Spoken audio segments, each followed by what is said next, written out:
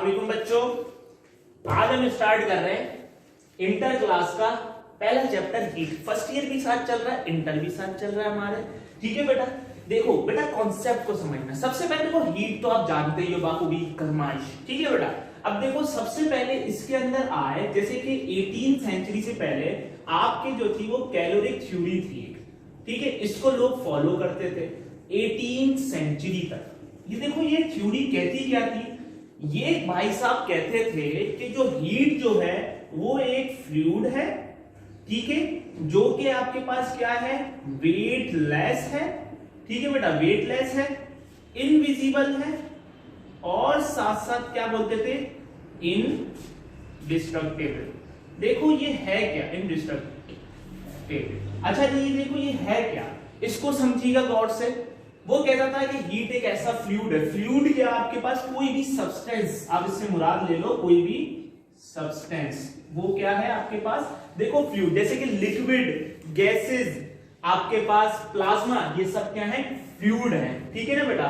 अब उसके पास क्या है, आपके पास वो बोलता है वेटलेस, ऐसा फ्लूइड है जिसका कोई वेट नहीं है, इनविजिबल है और इनडिस्ट्रक्टिबल, कभी खत्म ना होने वाला। आप इसको समझ लो नेवर एंडिंग। वो भाई साहब ये कहते थे।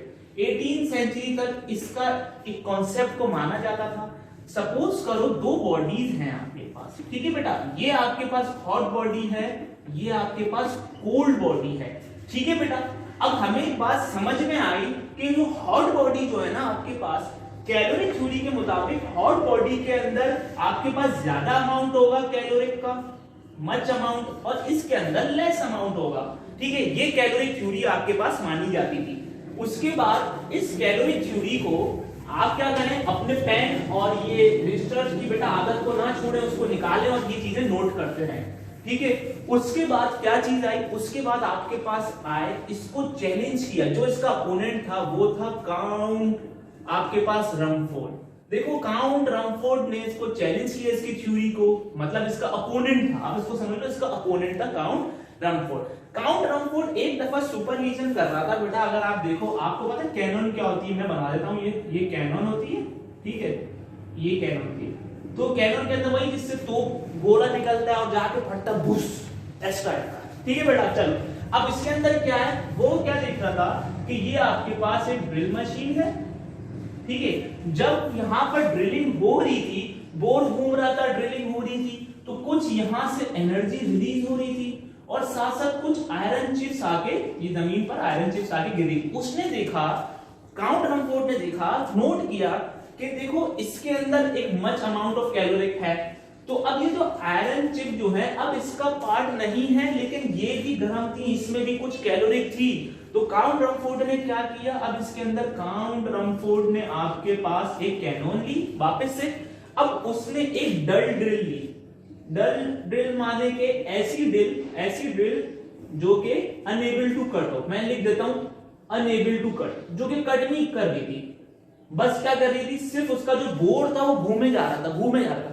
अब उसने एक बात नोट करी, उसने क्या बात नोट करी काउंट रमफोर्ड ने, इसके अंदर आपके पास कि बोर घूम रहा है, तो आपके पास अभी भी क्या हो रहा है, एनर्जी रिलीज हो रही है। तो वो उसने कॉन्सेप्ट दिया कि बोर की रोटेशन की वजह से आपके पास क्या हो रहा है, हीट आपके पास रिलीज हो रही है। अब उसके बाद आपके पास आए कौन, जूल भाई साहब। जूल भाई साहब के साथ और बहुत सारे साइंटिस्ट से एक्सपेरिमेंट से हमें ये पता लगा इसके अंदर क्या।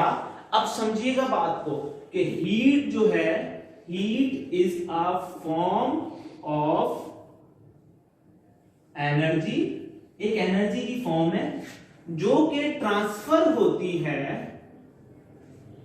ट्रांसफर हॉट टू कोल्ड, जो कि हॉट से कोल्ड में ट्रांसफर हो जाती है। ये आपके पास सिंपली क्या है, हीट है, इसको आप याद रखें। ठीक है बेटा, अब क्या होगा, हीट हमेशा ट्रांसफर होगा हॉट बॉडी से कोल्ड बॉडी में। और दूसरी चीज देखो, हीट जो है आपके पास, अगर मैं बताऊं आपके पास ये है क्या और अच्छी तरीके से, तो आप इसको ऐसे समझो। देखो हीट का यूनिट है जूल, वर्क का यूनिट भी है जूल, इन दोनों की एक जैसे यूनिट है।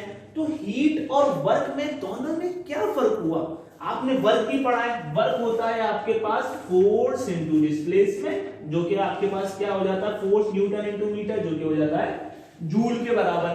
ठीक है, ये दोनों हैं क्या, अगर मैं आपको बताऊं ये दोनों ही आपके पास क्या है, way of transfer of energy.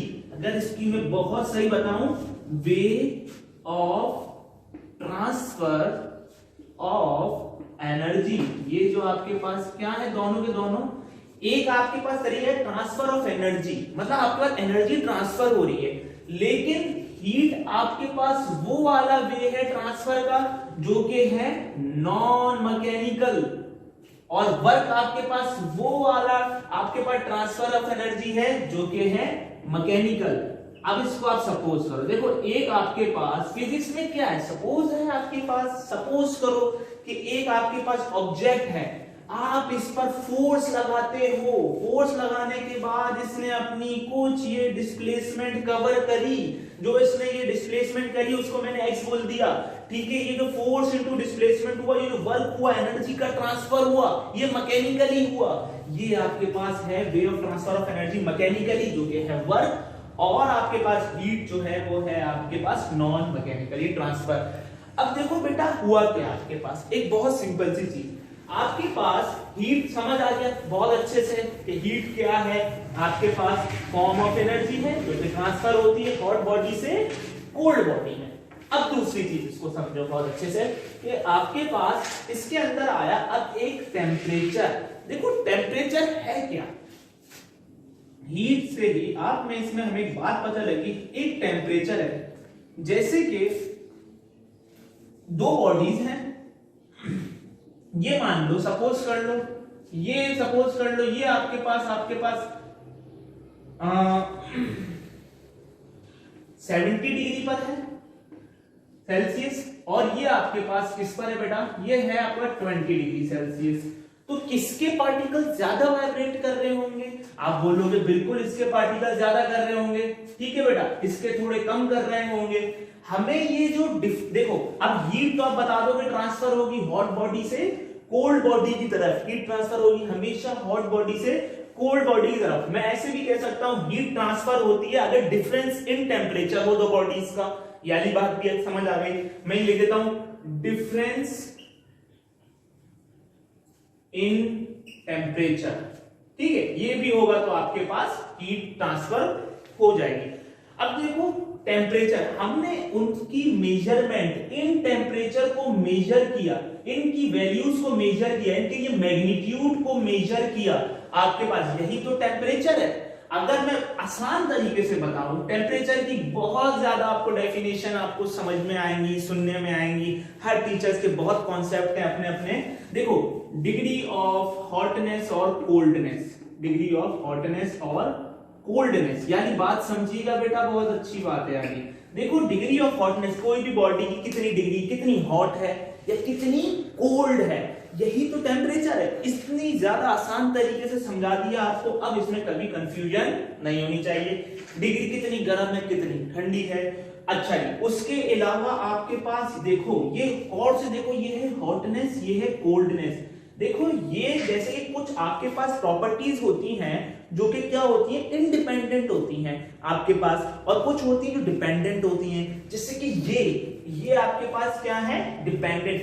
आप कोई भी एक बॉडी है तो आप कहोगे कि ये हॉट है और कोल्ड भी, नो, ये दोनों क्या है, मतलब एट द सेम टाइम दोनों चीजें इस पर एक्ट नहीं करेंगी, ना कर सकती हैं। तो ये किसमें आ गई, डिपेंड। हॉटनेस होगी तो देखो हॉटनेस को मैं कैसे भी बता सकता हूं, देखो हॉटनेस को मैं बताना चाहूं आपको तो आप पता है क्या बोलोगे, आप बोलोगे एब्सेंस ऑफ कोल्डनेस। जहां कोल्डनेस की कमी होगी वहां ऑटोमेटिकली क्या होगा, हॉटनेस, और जहां आपके पास हॉटनेस की कमी होगी वहां ऑटोमेटिकली क्या होगा, कोल्डनेस। इसी तरीके से डार्कनेस, लाइटनेस भी डिपेंडेंट क्वांटिटी, जहां अंधेरा होगा वहां रोशनी नहीं होगी, रोशनी होगी वहां आपके पास अंधेरा नहीं होगा।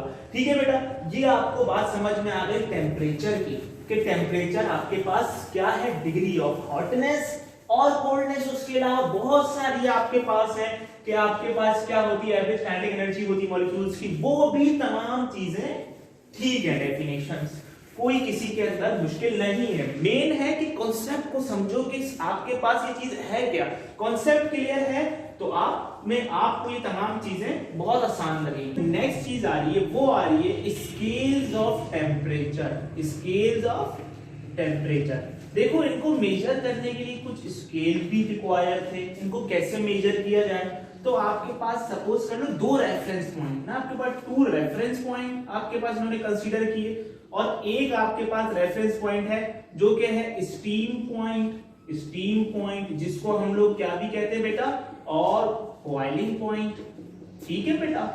और इसी तरीके से एक और रेफरेंस पॉइंट जिसको हम बोलते हैं आइस पॉइंट, या फिर हम लोग इसको क्या भी बोल सकते हैं बेटा, मेल्टिंग पॉइंट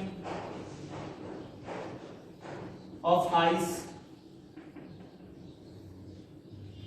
अच्छा जी, इसको बात को समझिएगा। अब इसके अंदर क्या है बेटा आपके पास, अब आपके पास सबसे पहले सेल्सियस स्केल में दिया, उसने क्या दिया आपके, उसका जो आइस पॉइंट था वो आपके पास क्या था बेटा, वो आपके पास था 0 डिग्री सेल्सियस, ठीक है। और उसका जो आपके पास स्टीम पॉइंट था वो था 100 डिग्री सेल्सियस। इसी तरीके से फ़ारेनहाइट ने दिया, उसका आपके पास रेफरेंस पॉइंट था आपके पास कितना बेटा, आपके पास 32 डिग्री फ़ारेनहाइट, और वो आपके पास उसका स्टीम पॉइंट था बेटा 212 फ़ारेनहाइट। इसी तरीके से फिर आ गए आपके केल्विन। देखो ये स्केल्स के अलावा भी और स्केल हैं, ठीक है ना आपके पास, लेकिन ये स्केल कॉमनली यूज होते हैं आपके पास बहुत सारे रीजन में, तो फ़ारेनहाइट के भी यूज होते हैं। तो ये आपके पास इसका था 273, ठीक है, और ये आपका था 373 केल्विन्स, ठीक है। इसको बात को समझिएगा बहुत अच्छे से। जो सेंटीग्रेड स्केल था, सेल्सियस स्केल था, ये 0 डिग्री सेल्सियस से स्टार्ट हो रहा था, 100 डिग्री सेल्सियस पर ये आपके पास एंड हो रहा था। ये टोटल 100 इक्वल पार्ट्स में डिवाइडेड था। इसी तरीके से आपके पास फ़ारेनहाइट स्केल आपके पास 180 इक्वल पार्ट्स में डिवाइड था, 180 इक्वल पार्ट्स में। और आपके पास केल्विन स्केल जो था वो 100 इक्वल पार्ट्स में डिवाइड था। देखिए बेटा इसको समझिएगा कि जो आपके पास सेल्सियस स्केल 0 पे दे रहा था वही फ़ारेनहाइट के 32 पर आएगी, और वही आपके पास केल्विन के 273 पर वैल्यू आएगी, ठीक है। अब इसके अंदर आपके पास क्या है बेटा, अगर फ़ारेनहाइट में आपके पास टेम्परेचर गिवन हो, आपको सेल्सियस में निकालना हो, सेल्सियस में गिवन हो, केल्विन में निकालना हो, केल्विन में निकालना गिवन हो, फ़ारेनहाइट में निकालना हो, या किसी भी स्केल गिवन हो आपके पास ना, तो उसको निकालने के फॉर्मूलाज हैं आपके पास कि सेल्सियस को फ़ारेनहाइट में कन्वर्ट करना है, फ़ारेनहाइट को केल्विन में कन्वर्ट करना है। इनको निकालने के लिए आपको फॉर्मूलाज आपको आपकी बुक में अवेलेबल है, जो आप याद कर लेते हैं इजीली, और बच्चे भूल जाते हैं, अक्सर बच्चे और बेशतर उसको भूल जाते हैं। देखो उस फॉर्मूला को याद करने के लिए मैं आज एक चीज बता रहा हूं कि इंशाल्लाह कभी आप नहीं भूलोगे, जो कि हर स्केल पर एप्लीकेबल है। 2 स्केल लो, दोनों को आपस में ऐसे कंपेयर कर लो और इजीली आप कर सकते हो। देखो मैं यहां लिख देता हूं स्केल ऑफ टेम्परेचर से, इसको सपोज करिएगा। देखो बेटा आपके पास फॉर्मूला क्या है, जो कि है reading point minus ice point minus divided by steam point minus ice point. देखो बेटा ये आपके पास एक फॉर्मूला है, और ये कांस्टेंट में आगे लिख देता हूं बेटा, कांस्टेंट फॉर एनी स्केल। इसको मैं रीडिंग ले रहा हूं, रीडिंग पॉइंट समझ कर लो, जिसमें रीडिंग ले रहे हो आप वो आएगा फॉर एनी स्केल। देखो इसको ऐसे समझो, reading point minus ice point upon steam point minus ice point. Very simple, ये हर स्केल पर एप्लीकेबल है। आप हर स्केल को इससे फॉर्मूला बना सकते हो। अब बात को समझिएगा, मैं यहां बनाता हूं फॉर्मूला। देखो रीडिंग पॉइंट अगर आप लेते हो किसमें, सेल्सियस में, तो आपने लिखा C माइनस आइस पॉइंट। क्या है इसका, आइस पॉइंट है 0। समझ आ रही है सबको, ये मिटा देता हूं, ठीक है बेटा, C माइनस 0। उसके बाद क्या दिया आपने, upon steam point 100 degree Celsius, ठीक है बेटा, माइनस आइस पॉइंट, ठीक है। कांस्टेंट फॉर एनी स्केल, किसके साथ कन्वर्ट करना चाह रहे हो, किसके साथ आपस में रिलेशन बनाना चाह रहे हो, हमने उठाया, चलो फ़ारेनहाइट को उठाया हमने, तो फ़ारेनहाइट की आपके पास ये हो गया आपके पास स्टीम पॉइंट, ठीक है बेटा। अब देखो फ़ारेनहाइट बनाएंगे तो F minus ice point, Fahrenheit का आइस पॉइंट कितना है 32 अपॉन आपके पास कितना है फिर स्टीम पॉइंट जो कि फ़ारेनहाइट का है 212 माइनस आइस पॉइंट जो कि है 32। अब इसको चलें कन्वर्ट करते हैं इसको हम लोग, ये सब में लिख लिए होंगे स्केल्स, नहीं लिखे तो जल्दी से स्क्रीनशॉट ले लो या नोट डाउन कर लो 1 2 3। अब देखिएगा बेटा बहुत आसानी से देखिएगा इसके अंदर क्या किया आपने, इसके अंदर c माइनस 0 ये चले गया 100 बच गया सिर्फ और सिर्फ f माइनस 32, ठीक है। 212 में से 32 गए कितने बचे 180, 0 से 0 मर गया, क्या बच गया, उसके बाद आपने कैंसिल करा दिया। मैथ में तो एकदम स्ट्रांग लगे पड़े हो आप लोग। 2 9 जा 18, 2 5 जा 10, तो ये बच गया अपना c over 5 is equal to 5 minus 32 over 9। ये 5 डिवाइड में उधर लात मार दी मैंने तो कहां पे चले जाएगा मल्टीप्लाई में, तो ये हो गया आपके पास क्या 5 अपॉन 9 f माइनस 32। इसको ऐसे भी लिख सकता हूं मैं, बिल्कुल लिख सकते हैं हम इसको ऐसे। तो ये आपने निकाल लिया सेल्सियस, इसी तरीके से केल्विन में, इसी तरीके से फ़ारेनहाइट में, तमाम चीजें आप ऐसे निकाल लें और इजीली आप इसको मेजर कर सकते हैं। अगर फ़ारेनहाइट में गिवन हो तो केल्विन में कर लो, अगर केल्विन में गिवन हो तो सेल्सियस में कन्वर्ट भी कर सकते हैं। तमाम चीजें आप इजीली कन्वर्ट कर सकते हैं इसके अंदर।